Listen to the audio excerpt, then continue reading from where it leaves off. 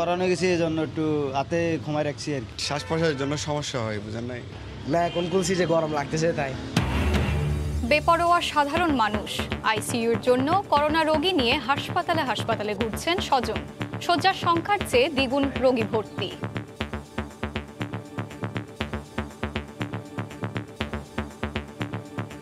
ICU নাই, 10 জন patient, 10 জন bed, বিপদে মানে মহা বিপদে পড়ে গেছে। আমরা এখন পেশেন্টদের নিয়ে মানে হিমশিম খাচ্ছি। 250 বেডের মধ্যে 398 ভর্তি, আর আমাদের দিন দিন কোভিডের পেশেন্টগুলো বাড়ছে।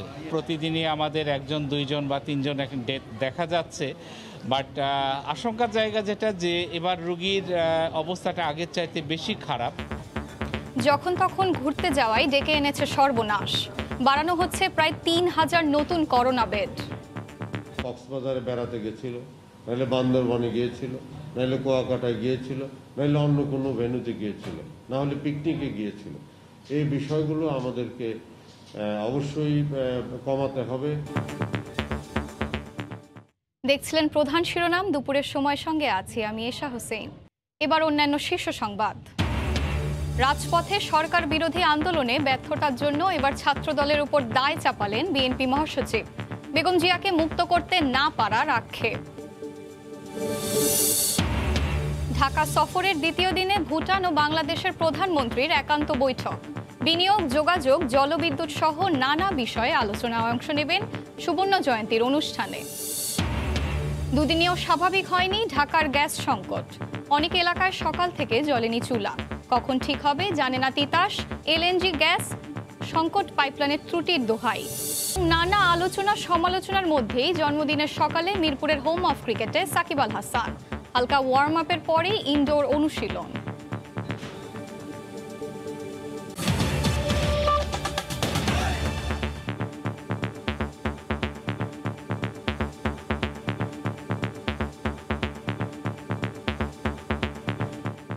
আশঙ্কাজনক হারে বাড়ছে করোনায় আক্রান্ত ও মৃতের সংখ্যা।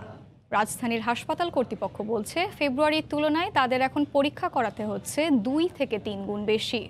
এদিকে পর্যাপ্ত আইসিইউ না থাকায় রোগীদের নিয়ে হাসপাতাল থেকে হাসপাতালে ছুটছেন স্বজনরা। হাসপাতালের জরুরি বিভাগের ভেতর অ্যাম্বুলেন্স থেকে একজন রোগীকে নামানো হচ্ছে। মুমূর্ষু এই রোগীকে আইসিইউতে নেয়ার জন্য নামানো হলেও সিট খালি না থাকায় নিচেই তাকে অক্সিজেন দিয়ে চিকিৎসা দেওয়া হচ্ছে। এখানে এসে দেখলাম যে অ্যাকচুয়ালি আইসিইউ নাই, 10 জন পেশেন্ট, 10 জন বেড, 10 জনের বেডের বেশি নেই। তো আমরা তো বেশ ট্রাই করতেছিলাম, এখানে হসপিটালের নামটা ভালো শুনছি, কর্মীটোলার, তো যার কারণে আসা। তারপরে এখন আমরা আদার্স হসপিটাল ট্রাই করব। তথ্য বলছে, মোট ধারণ ক্ষমতা 250 হলেও কুর্মিটোলা হাসপাতালে এই মুহূর্তে রোগী ভর্তি আছে 398 জন। আর আইসিইউ না পেয়ে প্রতিদিন শুধু এই হাসপাতাল থেকেই ফেরত যেতে হয় কমপক্ষে 10 জন রোগীকে। আগে ছিল আর কি 60-70-80, এখন ডাবল করা লাগে। স্যাম্পল কালেকশনও আগে ছিল টোটাল 60-70-80, এখন 120-130 এরকম। ইনডোরে দেখা যায় আগে আমরা কালেকশন করতাম ডেইলি 8-10টা, এখন কালেকশন সেখানে 40-50-30 এরকম। বিগত 20 থেকে 25 দিন আগেও আমাদের রোগী কম ছিল, কিন্তু 20-25 দিনে আমাদের রোগী বাইরে দ্বিগুণ হয়ে গেছে। স্বাস্থ্য অধিদপ্তরের তথ্য অনুযায়ী ঢাকায় মোট আইসিইউ আছে 267টি, আর সব মিলিয়ে পুরো দেশে সংখ্যা মাত্র 306টি। কুর্মিটোলা হাসপাতালের পরিচালক জানান, পরিস্থিতি এমন থাকলে সপ্তাহখানেক পর আরও ভয়াবহ হবার শঙ্কায় চিকিৎসকরা। এবারের যেটা একটু বিশেষত্ব, যে এবার কিন্তু ইনফেকশন রেটটা খুব র্যাপিডলি বাড়ছে। এতটা দ্রুত সিচুয়েশনটা এত মানে সংখ্যা বেড়ে যাবে রোগীর, এটা কিন্তু আমাদের ধারণার মধ্যে ছিল না। এখনো হয়তো ডেথটা ওইভাবে বাড়েনি, কিন্তু আগামীতে যে এই ডেথটা বাড়ার আশঙ্কাটা থাকবে। 2 ডোজ টিকা নেওয়ার পরও স্বাস্থ্যবিধি না মানলে যে কেউ করোনায় আক্রান্ত হতে পারেন বলেও জানান তিনি। এদিকে গত 2 সপ্তাহ ধরে প্রতিদিনই হাসপাতালে করোনা পরীক্ষা করার লাইন দীর্ঘতর হচ্ছে। তোহা খান তামিম, সময় সংবাদ, ঢাকা।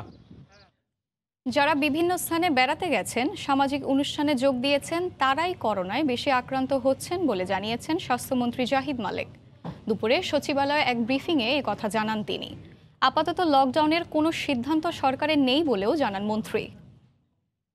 তারা আক্রান্ত হয়েছে কোথায় থেকে আমরা এই বিষয়ে তাদের সাথে আলোচনা করে জানতে পেরেছি যে তারা বেশিরভাগ কক্সবাজারে বেড়াতে গেছিল, নাহলে বান্দরবানে গিয়েছিল, নাহলে কুয়াকাটায় গিয়েছিল, নাহলে অন্য কোনো ভেন্যুতে গিয়েছিল। যে হারে সংক্রামিত হচ্ছে, এটা যদি এই হারে হতে থাকে তাহলে এই ব্যবস্থাও কিন্তু আলটিমেটলি কোলাবে না। কাজে আমাদেরকে দেশকে রক্ষা করতে হলে পরে, দেশের ইকোনমিকে রক্ষা করতে হলে পরে, এবং দেশের মানুষকে যদি তাদের কাজকর্ম বজায় রাখতে হয়, তাহলে আমাদের এই স্বাস্থ্যবিধিগুলো মেনে চলতে হবে। এই মুহূর্তে ঢাকা মেডিকেল কলেজ হাসপাতালে আছেন রিপোর্টার মাহমুদ রাকিব। সরাসরি চলে যাচ্ছি তার কাছে। রাকিব, আমরা সকাল থেকে মূলত রাজধানীর দুটি হাসপাতাল, একটি হলো কুর্মিটোলা জেনারেল হাসপাতাল আর একটি হলো ঢাকা মেডিকেল কলেজ হাসপাতালে, দুটি হাসপাতালে ঘুরেছি এবং এখানকার যারা দুটি হাসপাতালের পরিচালক তাদের সাথে কথা বলেছি এবং যারা করোনার চিকিৎসা দিচ্ছেন কিংবা স্যাম্পল কালেকশন করছেন কিংবা রোগী, তাদের সাথেও কথা বলেছি। তো সব মিলিয়ে কিন্তু মনে হয়েছে গত বছর যখন করোনার পরিস্থিতি একদম সর্বোচ্চ পিকে ছিল, এখনকার পরিস্থিতিও হাসপাতালে ঠিক একই রকম। এই দুটি হাসপাতালে একটি সিটও খালি নেই এবং আইসিইউর রোগী তো প্রতি আমরা দেখেছি ঘন্টাতে একজন করে ফেরত যাচ্ছে, কিন্তু বাহির থেকে আসা কোনো নতুন আইসিইউর প্রয়োজনীয় বা আইসিইউ দরকার এমন রোগী কিন্তু তারা গ্রহণ করছেন না। তারা বলছেন তাদের যে রোগী ভর্তি রয়েছে সেখান থেকে যাদের অবস্থা খারাপ হচ্ছে শুধুমাত্র তাদেরকে আইসিইউতে নেওয়া হচ্ছে যখন আইসিইউতে কোনো রোগী মারা যাচ্ছে কিংবা সুস্থ হয়ে ফিরছে। আমি যদি আপনাকে একটু বলি, যেমন কুর্মিটোলা মেডিকেল কলেজ হাসপাতাল বলছিল তারা ফেব্রুয়ারি মাসে তাদের হাসপাতালে সর্বোচ্চ প্রতি 2 দিন বা 3 দিন পর পর একজন করে রোগী মারা যাচ্ছিল, সেখানে এখন কিন্তু অর্থাৎ গত এক সপ্তাহ ধরে প্রতিদিন কম করে হলেও সেখানে 3 থেকে 7 জন পর্যন্ত রোগী শুধুমাত্র কুর্মিটোলাতেই মারা যাচ্ছে। একইভাবে ঢাকা মেডিকেল কলেজে মোট 780টি আইসিইউ, দুঃখিত, মোট 780টি করোনা রোগীর জন্য বেড রয়েছে, সেখানে 15টি রয়েছে আইসিইউ বেড। তো এর কিন্তু একটি বেডও ফাঁকা নেই, সবগুলো বেডেই রোগী রয়েছে এবং তারাও কিন্তু নতুন করে আইসিইউতে রোগী বা নতুন রোগী ভর্তি নিতে পারছেন না যতক্ষণ পর্যন্ত এইসব বেড খালি না হচ্ছে। একইভাবে আমরা দেখেছি প্রতিটি হাসপাতালে, বিশেষ করে কুর্মিটোলার যারা স্যাম্পল কালেকশন করেন তারা আমাদেরকে বলেছেন ফেব্রুয়ারি মাসে তারা সর্বোচ্চ 50 জন রোগীও টেস্ট করবার জন্য পেতেন না, সেখানে এখন তারা প্রতিদিন সেখানে 2 বেলা করে টেস্ট করানো হয়, প্রতি বেলাতেই 100রও বেশি রোগী পাচ্ছেন যারা কিনা টেস্ট করাতে আসছেন। তো এমনও কিন্তু অবস্থা। আর আমরা কথা বলেছি যারা ডাক্তার রয়েছেন তারা বলেছেন বেশিরভাগ করোনার যারা করোনা নিয়ে আসছেন হাসপাতালে ভর্তি হতে বা টেস্ট করাতে, তারা বেশিরভাগই কিন্তু ঢাকার বাইরে ঘুরতে গিয়েছেন বা বেড়াতে গিয়েছেন, তারাই বেশিরভাগ কিন্তু এখন করোনা আক্রান্ত হচ্ছেন, এমনটা কিন্তু ডাক্তাররা বলছেন। তো সব মিলিয়ে এখন স্বাস্থ্যবিধি না মানা ছাড়া কিন্তু আর কোনো উপায় নেই, সেটাই কিন্তু দুটি হাসপাতালের চিকিৎসকরা আমাদেরকে বলছেন। তা আমার কাছে এখন পর্যন্ত এই ছিল সবশেষ। করোনা সংক্রমণের খবর জানাচ্ছিলেন ঢাকা মেডিকেল কলেজ হাসপাতাল থেকে সহকর্মী মাহমুদ রাকিব। বাংলাদেশে করোনা ভাইরাসের 34 ধরনের স্বতন্ত্র পরিবর্তন পেয়েছেন গবেষকরা। তারা বলছেন SARS-CoV-2 ভাইরাস দেশে প্রায় 4604 রকমের জেনেটিক পরিবর্তন করেছে, তবে তার মধ্যে 34টি কেবল বাংলাদেশেই। তবে দেশে চলমান ঊর্ধ্বগতির জন্য নতুন এই স্ট্রেন্ডগুলো দায়ী কিনা তা জানতে আরও বিস্তর গবেষণার দরকার। পাশাপাশি টিকা নেয়ার পর এসব ধরন অ্যান্টিবডি তৈরিতে বাধা সৃষ্টি করছে কিনা সেটিও জানা দরকার।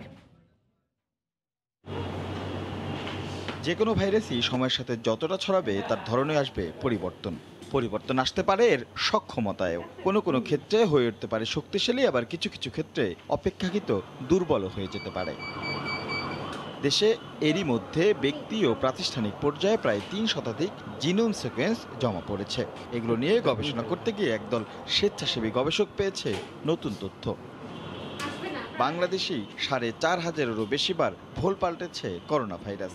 এর মধ্যে অধিকাংশই বিভিন্ন দেশ থেকে আসা ভ্যারিয়েন্টের সঙ্গে মিল পাওয়া গেলেও 34টি একদমই স্বতন্ত্র। এর কারণ হিসাবে বলা হয়েছে এদেশের আবহাওয়া, পরিবেশ, বায়ু দূষণ সহ নানা ইস্যু। আমরা একটু তুলনামূলক বিশ্লেষণ করার চেষ্টা করেছি।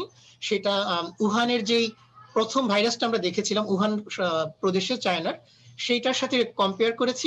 বাংলাদেশে 4,604 রকমের মিউটেশন বা জেনেটিক পরিবর্তন আছে। তবে ইন্টারেস্টিং ব্যাপার হচ্ছে বাংলাদেশে 34 রকমের ইউনিক মিউটেশন বা স্বতন্ত্র জিনগত পরিবর্তন আছে।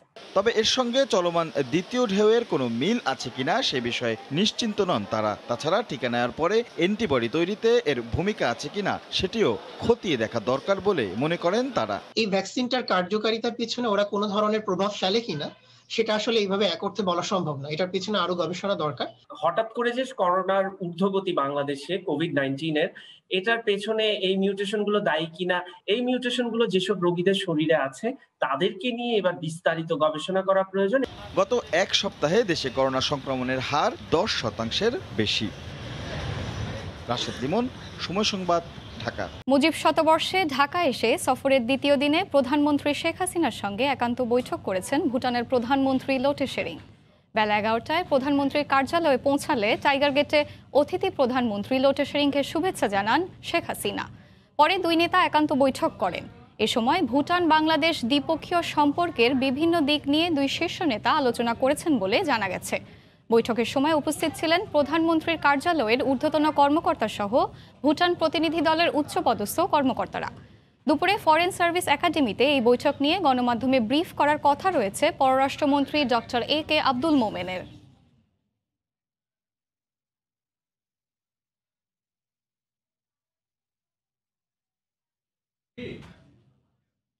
ভুটানের প্রধানমন্ত্রী সফর ও আসন্ন ভারতের প্রধানমন্ত্রী সফর নিয়ে কিছুক্ষণ আগে ব্রিফ করেছেন পররাষ্ট্রমন্ত্রী ডক্টর এ.কে আব্দুল মোমেন। এই মুহূর্তে রাজধানীর রমনায় ফরেন সার্ভিস একাডেমিতে আছেন রিপোর্টার মার্জিয়া মুমু। ব্রিফিং এর বিষয়ে বিস্তারিত জানতে সরাসরি যাচ্ছি তার কাছে। মুমু,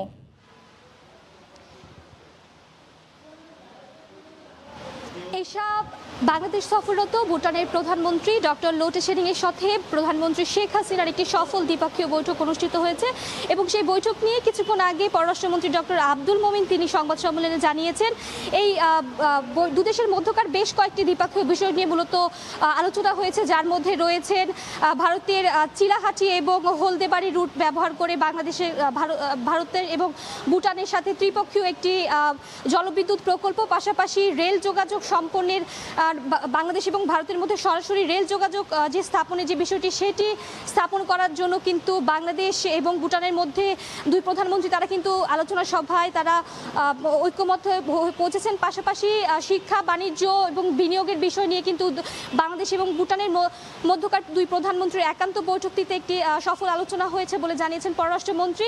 এবং এই বৈঠকে কিন্তু ভুটানের যারা শিক্ষার্থী তাদের জন্য বাংলাদেশের 5 বছর মেয়াদী ভিসার জন্য বাংলাদেশ সরকার রাজি হয়েছেন বলে ভুটানের প্রধানমন্ত্রীকে আমাদের প্রধানমন্ত্রী তিনি অবগত করেছেন। এছাড়া হচ্ছে বাংলাদেশ, ভারত এবং ভুটান ত্রিপক্ষীয় যে জলবিদ্যুৎ প্রকল্পটি নিয়ে দীর্ঘদিন ধরে আলোচনা হচ্ছিল সে বিষয়ে কিন্তু ভারতের প্রধানমন্ত্রীর নরেন্দ্র মোদীর আসন্ন সফরে আলোচনার জন্য ভুটানের প্রধানমন্ত্রী বাংলাদেশের প্রধানমন্ত্রীকে অনুরোধ জানিয়েছেন এবং পররাষ্ট্রমন্ত্রী বলেছেন কিছুক্ষণ আগে যে এই বিষয়টি নিয়ে তারাও কিন্তু নরেন্দ্র মোদীর সাথে আলোচনা করবেন। বলা চলে বাংলাদেশের প্রধানমন্ত্রী শেখ হাসিনা এবং ভুটানের প্রধানমন্ত্রী ডক্টর লোটে শেরিং এর মধ্যকার একটি সফল দ্বিপক্ষীয় বৈঠক অনুষ্ঠিত হয়েছে। সেই বৈঠকটিতে বেশ অনেকগুলো বিষয় নিয়ে আলোচনা হয়েছে, কৃষি, শিক্ষা, সংস্কৃতি, দুদেশের মধ্যকার বিশেষ করে যোগাযোগের স্থাপন। এবং এই বৈঠকে কিন্তু ভুটানের প্রধানমন্ত্রী বাংলাদেশের প্রধানমন্ত্রীকে সেই দেশের বিদ্যুৎ খাতে বিনিয়োগের জন্য আহ্বান জানিয়েছিলেন।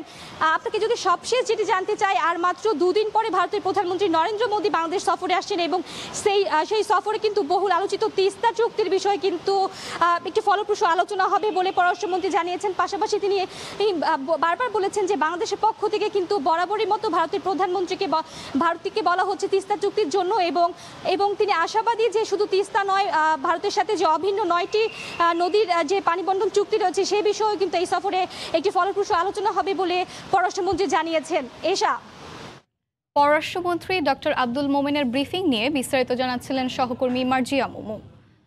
রাজপথে সরকার বিরোধী আন্দোলনে ব্যর্থতার জন্য ছাত্রদল সহ বিএনপি নেতাদের উপর দায় চাপালেন বিএনপি মহাসচিব মির্জা ফখরুল ইসলাম আলমগীর। দুপুরে জাতীয় প্রেস ক্লাবে এক আলোচনা সভায় তিনি বলেন, স্বাধীনতার 50 বছর উদযাপনের মুহূর্তে বেগম জিয়ার কারাবন্দী থাকাটা দুঃখজনক। আজকে সমস্ত রাস্তা, জনপথ আজকে প্রকম্পিত হওয়া উচিত ছাত্রদের দ্বারা যে আমরা এই অন্যায়, অবিচার, এই ভয়ঙ্কর স্বৈরাচারী শাসককে চাই না, এটা তাদের দায়িত্ব। যতক্ষণ পর্যন্ত মনে হবে না যে আমি একটা কারাগারে বাস করছি, বন্দিত্ব নিয়ে বাস করছি, শৃঙ্খলিত অবস্থায় বাস করছি, ততক্ষণ পর্যন্ত আমি কিন্তু শৃঙ্খল ভাঙতে পারবো না। 2013 সালে আমরা একটা প্রচণ্ড শক্তি নিয়ে আন্দোলন করেছি, 2015-তে আন্দোলন করেছি, পরবর্তীকালে আন্দোলন হয়েছে, আমরা এই সরকারকে সরাতে পারিনি। এ ব্যর্থতা আমাদের সকলের, এ দায় আমাদের সকলের। নেতিবাচক রাজনীতির কারণে জনগণ বিএনপিকে প্রত্যাখ্যান করেছে বলে মন্তব্য করেছেন আওয়ামী লীগের সাধারণ সম্পাদক ওবায়দুল কাদের। সকালে তার সরকারি বাসভবন থেকে এক সেমিনারে ভার্চুয়ালি যুক্ত হয়ে তিনি আরও বলেন, নিজেরা জনবিচ্ছিন্ন বলেই দেশের কোনো উন্নয়ন তারা দেখতে পায় না।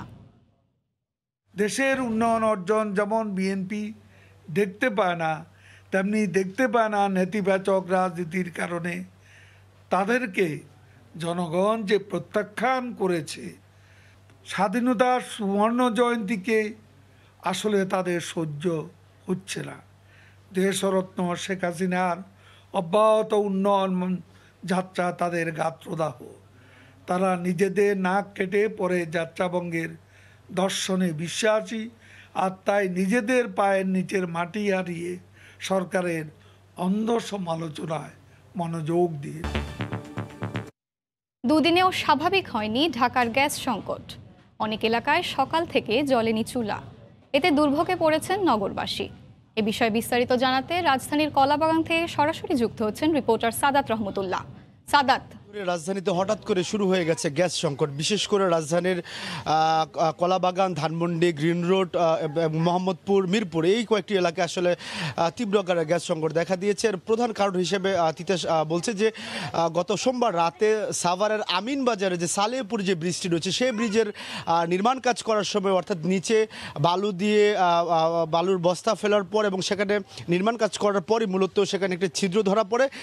সেই ছিদ্রর হওয়ার কারণে মূলত ঢাকায়, বিশেষ করে এই অঞ্চলটিতে মিরপুর, মোহাম্মদপুর এলাকায়, ধানমন্ডি এলাকায় গ্যাস সংকট তীব্র আকার ধারণ করে। এবং গত 2 দিন ধরে আজকেও কিন্তু একইভাবে গ্যাস সংকট দেখা দিয়েছে। বিশেষ করে যারা এই গ্যাস সংকটে ভুগছেন তারা বলছেন যে গতকালকের সকাল থেকে মূলত এই গ্যাস বিভিন্ন এলাকায় নেই, ফলে তারা নির্ধারিত যে রান্নার কাজগুলো রয়েছে সেই কাজগুলো তারা করতে পারছেন না। অনেকে বাইরে থেকে কিন্তু খাবার সংগ্রহ করে খাবার কিনছেন। কেউ কেউ আসলে সেই নিবিড় সেই গ্যাস দিয়ে কেউ সকালবেলা রান্না বসিয়েছেন, সেটি প্রায় ঘন্টা 2-3 সময় পার হয়ে যাচ্ছে। এরপরও কিন্তু অনেকের যে নির্ধারিত সময় রান্না সেটি কিন্তু শেষ হচ্ছে না।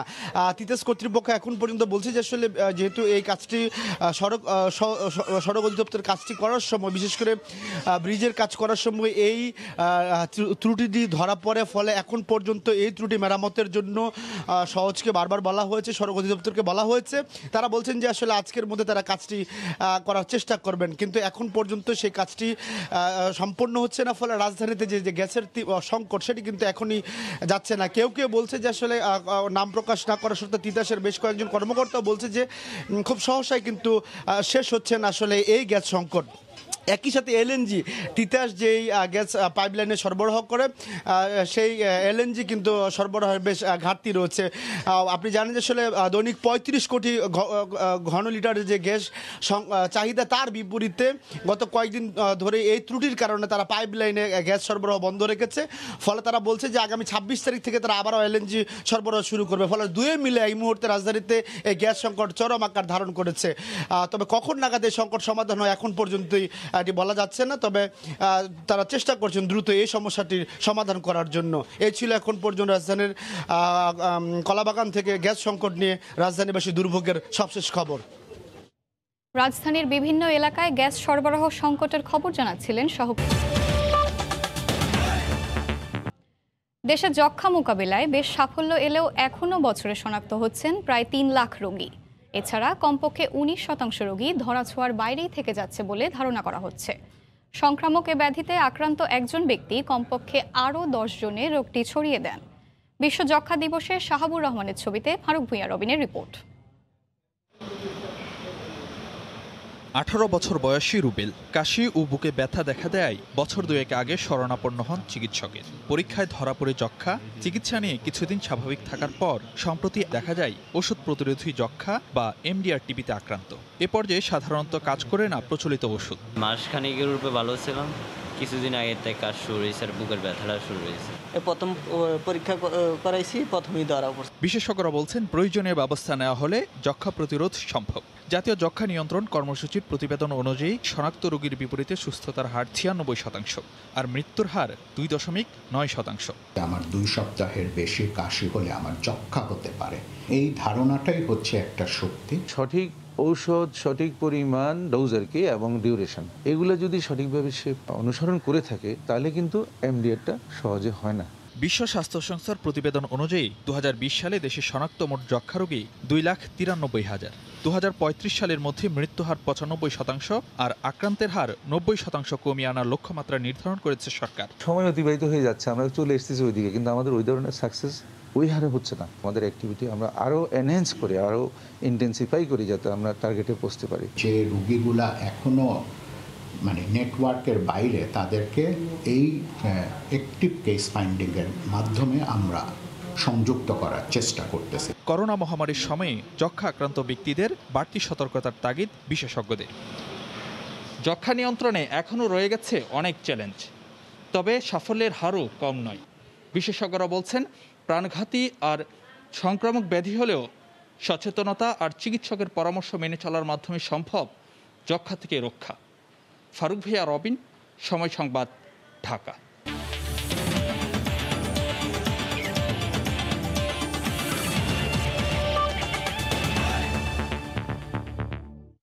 নানা আলোচনা সমালোচনা, এরই মাঝে নিজেকে জন্মদিনের সকালে মিরপুর হোম স্টেডিয়ামে হাজির বিশ্বসেরা অলরাউন্ডার সাকিব আল হাসান।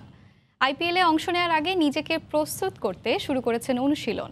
বিসিবির ইনডোরে বোলিংয়ের পাশাপাশি দীর্ঘ সময় ব্যাটিং অনুশীলন করেন সাকিব। একের পর এক সমালোচনায় বিদ্ধ সাকিব আল হাসান। দেশে ফেরার আগ থেকেই তার বক্তব্য নিয়ে তোলপাড় ক্রিকেট পাড়ায়। কিন্তু জন্মদিনের সকালে শান্ত, সৌম্য, ধীরস্থির মিস্টার 75 সকাল 9টা না বাজতেই হোম অফ ক্রিকেটে প্রবেশ দেশের ক্রিকেট সম্রাটের। ততক্ষণে ইনডোরে তার জন্য প্রস্তুত থ্রোয়ার বুলবুল। চলল 1.5 ঘন্টার সেশন। বাউন্স আর বডি লাইন বলে একের পর এক সপাটে ব্যাট চালালেন অলরাউন্ডার। বুঝিয়ে দিলেন আইপিএলের ধুন্ধুমার ক্রিকেটের জন্য প্রস্তুত বাংলার জান। অনুশীলনে এতটাই মনোযোগী ছিলেন যে আউট হয়ে রাগ ঝাড়েন নিজের উপর।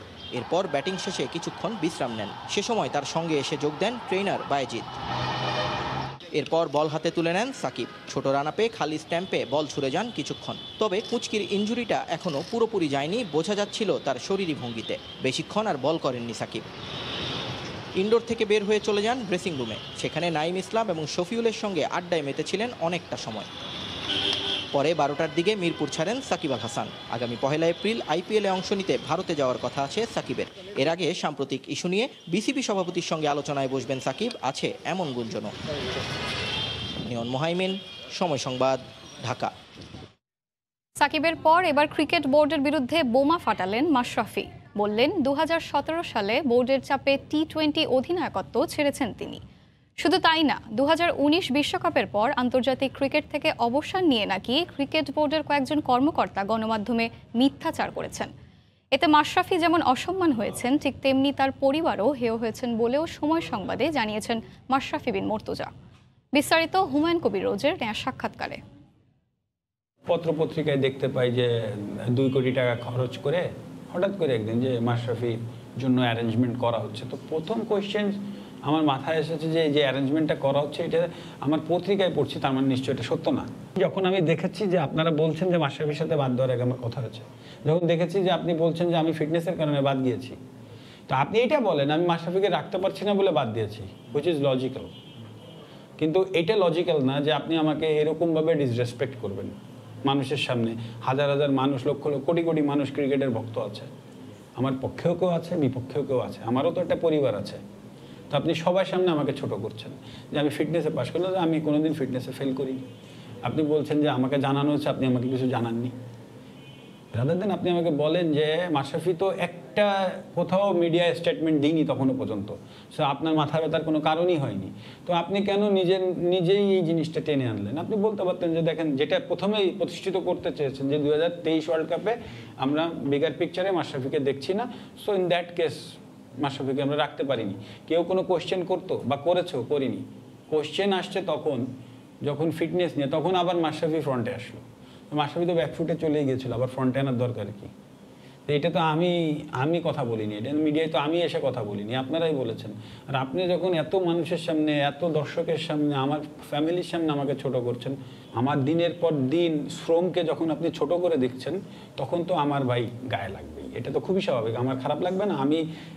আমি তো আপনার সহানুভূতি নিয়ে ক্রিকেট খেলিনি, আমি তো প্রত্যেকটা প্র্যাকটিস সেশনে উপস্থিত থেকেছি। আমার বাসায় কি সুস্থ আছে না অসুস্থ আছে আমি দেখিনি। আপনি ফর্মে ছিলেন এবং বাংলাদেশের টি-20-তে ভালো করছিল, আপনি কলম্বোতে হঠাৎ করে বলে ফেললেন যে আসলে আমি আর খেলছি না, এটাই আমার শেষ ম্যাচ। আসলে ওই গল্পটা একটু যদি আমাদের ক্লিয়ার করতেন আর কি। ওটা আসলে এত কম সময় অত বড় করে বলা যাবে না, তবে আমি শ্রীলঙ্কার মাটিতে পা রেখে হোটেলে চেক ইন করার আগেই বুঝতে পেরেছি আমার সাথে কথা বলা হয়েছে, কিন্তু আমি তখন বুঝতে পারিনি যে আমাকে রিটায়ারমেন্টের জন্য কথা বলা হচ্ছে, বা আমি বুঝতে পারছি কোনো একটা প্রবলেম আমার সাথে আলাপ করেছিল যে তোমার নাম বলবো না, তো তোমার বোর্ডের কেউ না, অবশ্যই বোর্ডের, তখন বিসিবির তো সবাই, ক্রিকেট বোর্ডের সবাই তখন শ্রীলঙ্কায়। আপনি কি ছিলেন ওই সিরিজে? হ্যাঁ। তো আপনি দেখেননি যে সব বাংলাদেশ ক্রিকেট বোর্ডের কে ছিল না ওই সিরিজে? ম্যাক্সিমাম মানুষজনই ক্রিকেট বোর্ডের তখন শ্রীলঙ্কায় ছিল। তো তখন প্রবলেমটা হচ্ছে কি, খোলামেলা কেউ কথা বলতে পারে না। আমার সাথে কথা হয়, তখন আমাকে বলেছিল যে তোমার কি মতামত।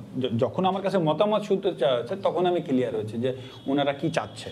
এ পর্যায়ে শীর্ষ সংবাদ জানিয়ে দিচ্ছি আরেকবার। করোনার সংক্রমণ বাড়লেও বেপরোয়া সাধারণ মানুষ, যখন তখন ঘুরতে যাওয়াই ডেকে এনেছে সর্বনাশ। আইসিইউ এর জন্য রোগী নিয়ে হাসপাতালে ঘুরছেন স্বজন। এবং দুদিনেও স্বাভাবিক হয়নি ঢাকার গ্যাস সংকট। অনেক এলাকায় সকাল থেকে জ্বলেনি চুলা, কখন ঠিক হবে জানে না তিতাস।